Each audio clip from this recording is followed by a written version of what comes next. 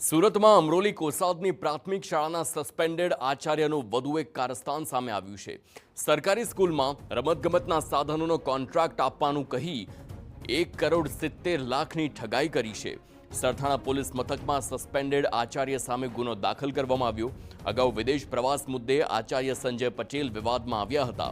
સમિતિની મંજૂરી વગર ચાલુ ફરજે વિદેશ પ્રવાસે તે ગયા હતા। 33 વખત દુબઈ જઈ આવ્યા। પરિવારના નામે સિટીઝનશિપ મેળવી લીધી।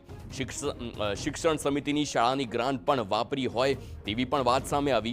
અમરોલી કોસાડની પ્રાથમિક શાળાના આચાર્યએ ગેરહાજર રહેવા છતાં શાળામાં તેમની હાજરી પૂરી ખોટી રીતે પગાર મેળવ્યો હતો તો સર્વ શિક્ષા અભિયાનના રૂપિયા પોતાના એકાઉન્ટમાં જમા કરાવી ઠગાઈ આચરી હતી।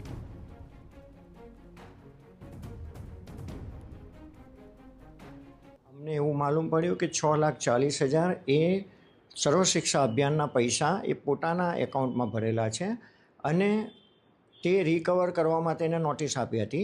એમને સસ્પેન્ડ પણ કર્યા હતા। ત્યારબાદ એ 6,40 એમ ભરી દીધા હતા, પરંતુ એમને જે ગેરકાયદેસર રજા ભોગવી હતી એના 3,40,000 જેવા સમિતિએ લેવાના થાય છે। એના માટે પણ એને નોટિસ આપવામાં આવી છે અને જરૂર પડે તો અમે એને FRI કરીશું।